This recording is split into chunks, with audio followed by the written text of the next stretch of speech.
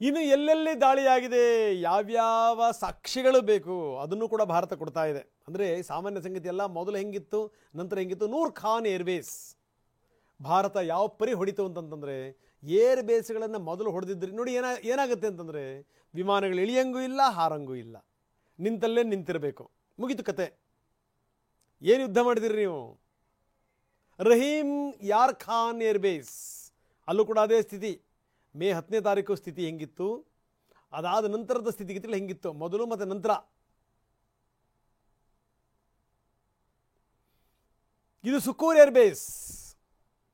ಸುಖೂರ್ airbase ಹೆಂಗಿತ್ತು ಮೊದಲು, ನಂತರ ಹೆಂಗಿದೆ. ಮೇ 3ನೇ ತಾರೀಕು ಮತ್ತು ಮೇ 10ನೇ ತಾರೀಕು.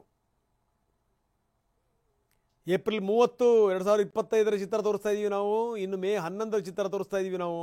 ಅದು ಜಾಕೋಬಾಬಾದ್ ಏರ್ಬೇಸ್, ಒಂಥರ ಬರ್ಬಾದ್ ಆಗಿದೆ. ಜಾಕೋಬಾಬಾದ್ ಏರ್ಬೇಸ್ ಇದು.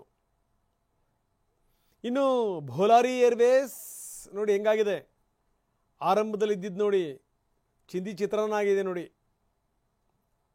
27ನೇ ತಾರೀಕು, ಏಪ್ರಿಲ್ 27ನೇ ತಾರೀಕಿನ ಫೋಟೋ ತೋರಿಸ್ತಾ ಇದ್ದೀವಿ. ಮೇ 11ರ ದೃಶ್ಯಾವಳಿಗಳನ್ನು ನಿಮಗೆ ತೋರಿಸ್ತಾ ಇದ್ದೀವಿ ನಾವು. ಭೋಲಾರಿ ಏರ್ಬೇಸ್, ನೂರ್ ಖಾನ್ ಏರ್ಬೇಸ್ ಏಪ್ರಿಲ್ 25.